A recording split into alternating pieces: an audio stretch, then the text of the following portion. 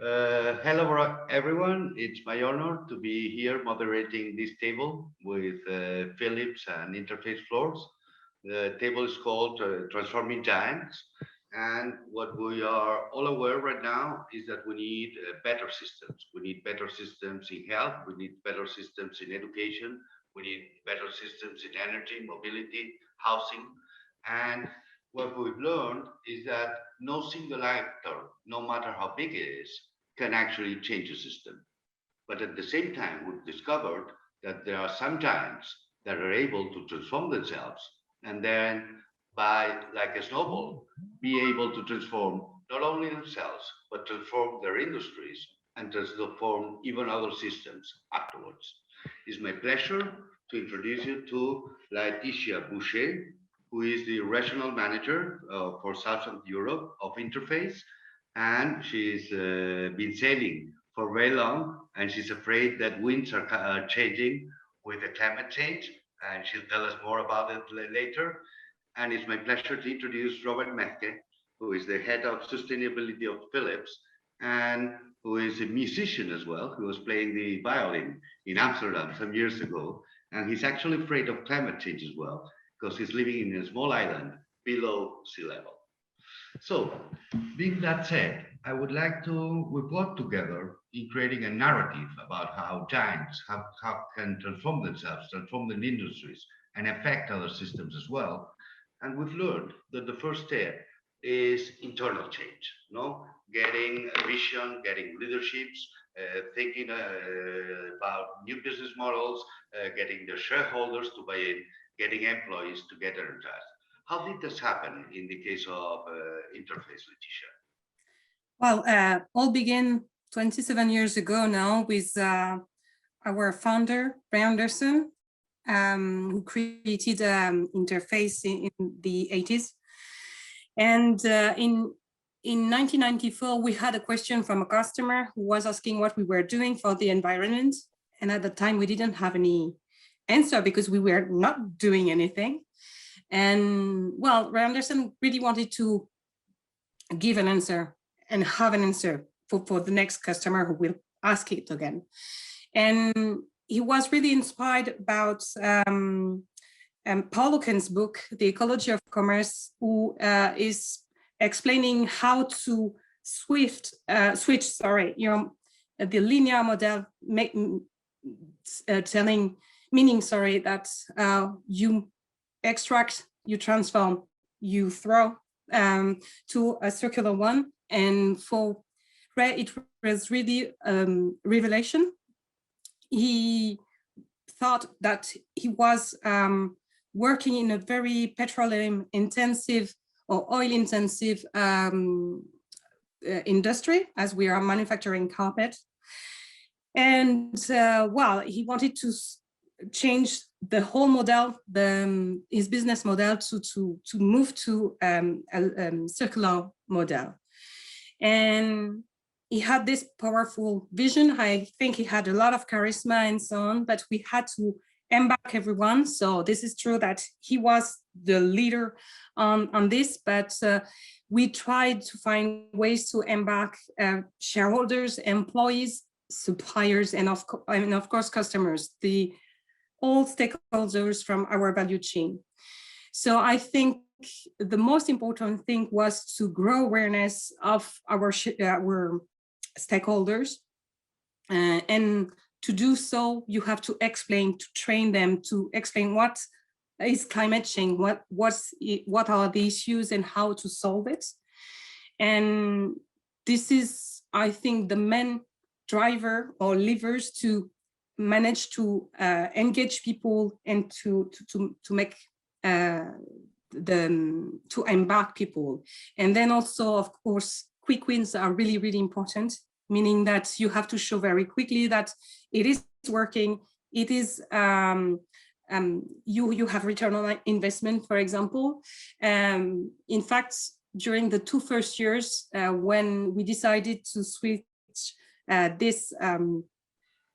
our business model, we did what we call war on waste. and we incentivize our employee to find any solution to stop having any kind of waste. And so very quickly, we've managed to save money and to recover our investment. Great. It's a spectacular. I recommend you to read into Interface history, because the quick wins in the first years of this program were kind of a spectacular. Robert, how was the shift in the business model in Philips Device and the consequences and aligning all the internal stakeholders? Thanks, Javier. And I think what Letizia just shared is, of course, a wonderful story. Been following Interface for many years, and I think this story from Ray Anderson has inspired many of us. What I admire about the Interface story is this consistency between strategy and execution, right, and bringing it really together. I think that's also what you will recognize to some degree in the Philips story. I mean, we are a little bit older, 130 years this year, and sustainability has had many different phases, right? I mean, when Philips was founded making light bulbs in Eindhoven 130 years ago, it was a village without electricity, very small in size, and that boomed to a city of 100,000 people within just a couple of decades. So sustainable development becomes very tangible at a community level, building schools, building hospitals, building streets, educating people. So I think that is part of the DNA of the company since the very beginning. But then, of course, you had environmental sustainability. We'd been working in the 1970s with the Club of Rome. You had offshoring and outsourcing in the 80s and the 90s, and supplier sustainability becomes very important. In the early 2000s, we started with eco-design. I joined in 2008 with a program where we invested 1 billion and later 2 billion in mainstreaming eco-design to 25% and 50% and now 70% of global revenues of Philips. And I think what I've seen in the years where I'm at Philips, where we really do these discussions with stakeholders to understand what are material topics for a health technology company like Philips, and it's really making healthcare accessible and affordable and sustainable. So you come to access to care, to circular economy, and to climate action. So really being systematic about it and moving from a sustainability strategy to a sustainable strategy for the company, I think was a major step, really aligning that with the business interests. And then we talk about internal transformation. And what I recognize from Interface, and I think from other companies that have successfully transformed, is that you need to have a systematic approach. It's not about one thing, it's about getting all the things right. It's like this bike lock, right, where you have 3 or 4 different numbers. I'm living in Holland, so I'm very close to these bikes. You cannot take the bike away if you have not all the numbers in the right place. So it's about having a narrative that people understand, right? That's the narrative of Ray Anderson, and we don't know the story of the forklift driver. And so it's, I mean, we have a similar story about why you cannot improve people's health and at the same time destroy the planet. That needs to go hand in hand. So having that narrative, making it practical, helping people understand how to fit in. The second one is around engaging leaders, formal and informal leaders, and giving them a platform. The third one is really about building the capabilities and training people so that they actually know what to do, for instance, eco-design, the new business models, and so forth. And the fourth one is embedding it in the system. So aligning the performance management systems, the incentives, using the key company processes like product development, launch and maintenance, or innovation processes, getting impact metrics in there, and really making it part of the standard way of working. I think that are the key pillars of our transformation program. And maybe just wrapping up, the results, I think, speak for themselves also. Of course, it's always scary to say that we are one of the most sustainable companies, because I know how big the gap is to where we should be, actually. So it's more a burden than a blessing, so to say. But it's great to see also that since the end of last year, we are operating globally carbon neutral, put zero waste to landfill.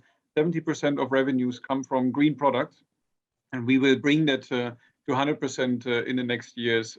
We are already at 15% circular products and propositions in the market that will go to 25%. So there's a lot happening, and that only works if you really get the 80,000 people along and go far beyond these Friday afternoon activities of volunteers. Thank you, Robert. I would remark this idea that it's not transforming a giant is not about having a sustainability strategy. It's about having a sustainable strategy. And I think that's very important. That there's not other future that's not sustainable. It's not like adding sustainability. It's being able to devise new business models, to devise the buy-in of stakeholders, to get employees to do this internal change, and then quick wins, as in the case of Interface, apply. What we've seen in both your stories is by doing this internal change, you engage your suppliers and you engage in new conversations with the market. No, and if you're persistent enough and you're lucky enough to have your suppliers on the one hand and your clients to understand what's the new value proposition, you not only transform your market, you transform your industry as a ripple effect. No, how did that happen at Interface, Leticia? Well, we have indeed the wish to transform our business. We did not manage to do it alone, so we needed, as Robert explained also very well, all stakeholders involved in the value chain. And so we needed to embark first our suppliers. In fact, we've conducted an LCA of our products, life cycle analysis, to know where were our main impacts. And of course, it was raw materials. So this is why we wanted to embark them. And they are in our sphere of influence, of course, much more than our customers.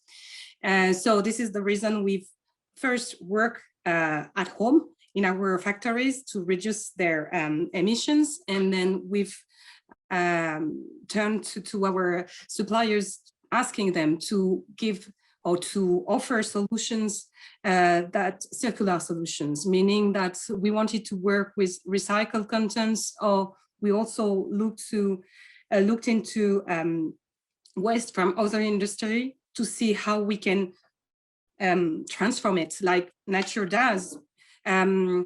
We've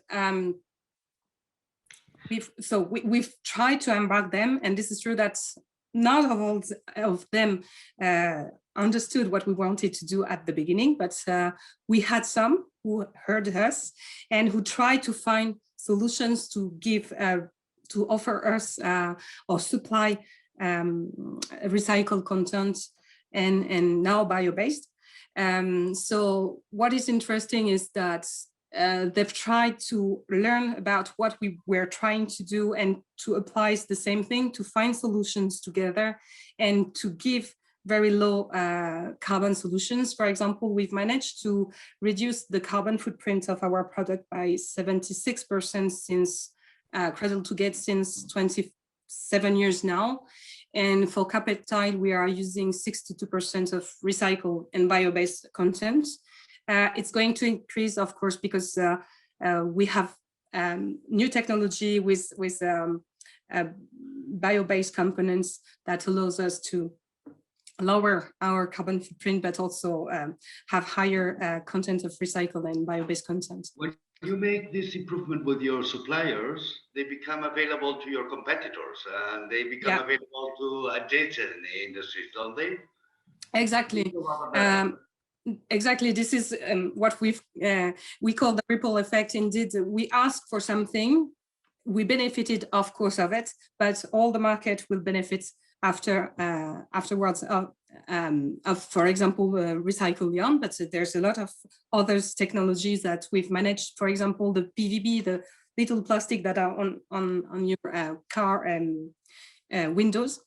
We managed to use it in our processes, and now all our competitors are using it also. The impacts are, of course, the environmental impacts are, of course, less than the latex, for example. But yeah, of course, there are always ripple effects in our industry, in our sector, but also in a broader way in the textile industry, for example. That's fantastic. What I like about it, and it was very implicit in what you said, Leticia, also, right? But you are not afraid of it, basically. You embrace it because you know it increases your impact. Yeah. I think that is fantastic. What's the story of Philips with suppliers and the market, no? Because you can so similarly to things, Javier, similar to Leticia, we do this life cycle analysis to understand where the impact is. And contrary to a carpet, most of the things that we put on the market has a plug in it and uses electricity. So 80% of our impact is actually in the use phase. So if you compare production, which is big for a global company with 80,000 people, the impact of our supply chains is 10 times bigger. And the impact in the use phase is another 10 times bigger. So that's why we really felt this connection with innovation and strategy of the company is so important, right? So really drive down energy efficiency, work with customers, and really think about decarbonizing healthcare, not just making an MR scanner 3% more energy efficient, but thinking how to optimize patient care pathways throughout the entire healthcare system so that you do not have to go to the hospital, or you don't have to stay 4 weeks, but only 3 days. You don't have to come back, because this really reduces the environmental impact per treatment. And of course, we cannot do that alone. So that's really very closely together with our customers and everybody else in the healthcare systems. Maybe as an important fact to know, to place it in context, the healthcare industry is emitting 4.4% of the global CO2 emissions, which is more than all airlines or all shipping industries together.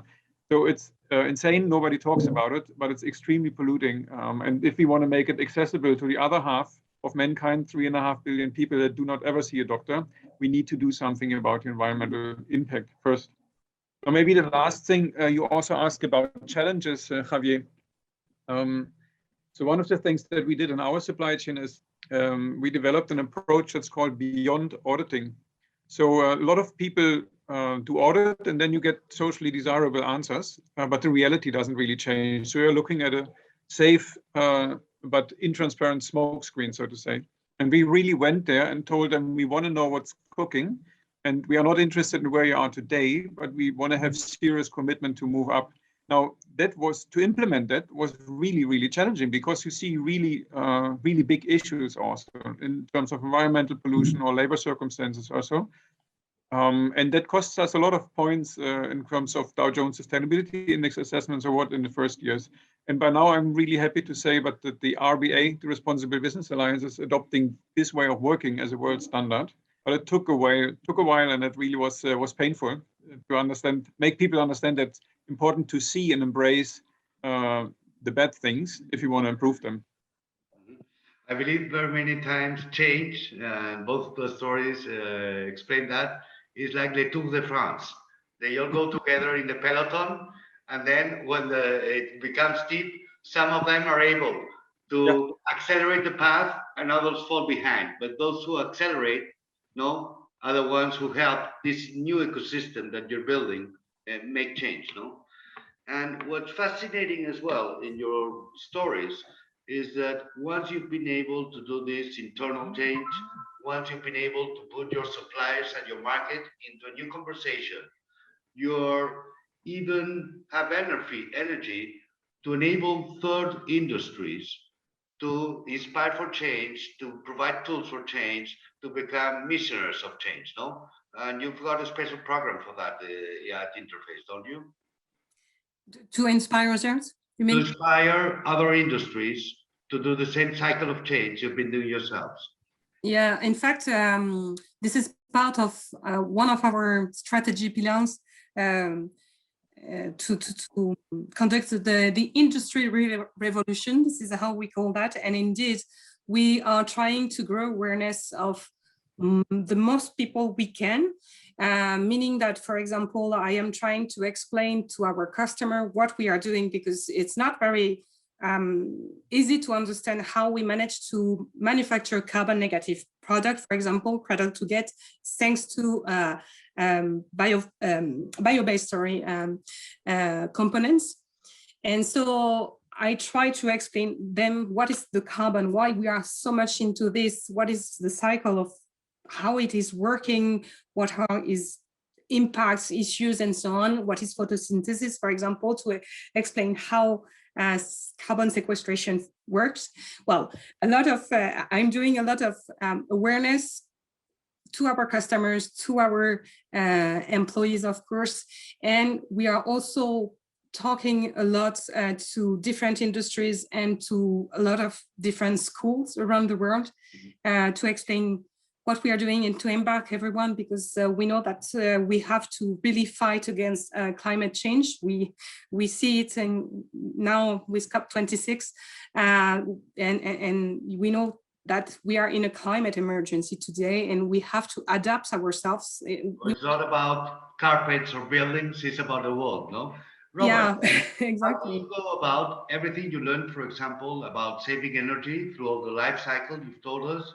How do you share that with other industries? How do you believe that you become an agent of change in Yeah, industries beyond health? I think like both of you said, sustainable development is very much about this integrated approach. It's not about a specific material or a company. It's about understanding the connections. So climate change, of course, influences healthcare. Healthcare influences climate change. We also know that half of the emission reductions globally need to come from circular models. Hence, the role of Interface to really work on circular economy, or our own role in that context. And we also know that circularity is not a product property. It's a system property. So you really need to think about global material streams. You need to reorganize. You need to organize them. You need to talk with regulators. You need to talk with other companies. You need to align on the metrics to have transparent and reliable reports about that, to help also investors make the right choices. So you need a systemic approach. I think understanding that makes working together not kind of a missionary thing that you want to do, but it's a necessity if you want to be successful. All right. So one of the things that we do, for instance, for these key impact topics, that we define industry alliances or reach out to others. A couple of years back, we started together with the World Economic Forum, with the WEF and some others, a platform to accelerate the circular economy. Now there are hundreds of companies have joined that. In the board are people like Ellen MacArthur, many of you know, or my counterpart from Apple, Lisa Jackson, but also governments, Dutch ministry, Japanese, Danish ministry. So bringing together governments, companies, research institutes to work together and have this dialogue, because many stakeholders are involved, is really, really important to crack the nut on that. And then not just talk, but really link it to practical projects on the ground. For instance, we developed an e-waste recycling scheme that's also financially viable in Nigeria as a blueprint for treating e-waste more effectively in Africa. And there are many other things, but I think these platforms are essential and make a lot of sense also from a business strategy perspective, because you can only, if you are building a sandcastle, you know that you can only make it so high if you don't have a broad base. You need to bring others along, otherwise it crumbles. Thank you so much, Robert. It's incredible, but time has run out. I have the feeling that the real conversation starts now, and we'll keep on maybe talking. I would like to close by saying thank you to both of you by being so generous, sharing your time and your knowledge with us. I think that we get some things. First, you need leadership to start, but you are rewarded with quick wins. You're not alone. Your suppliers, your customers are on the same war, and you have platforms, organizations such as Philips and Interface that could serve you because they're generous enough to share their guides about how to transform a giant. Thank you so much.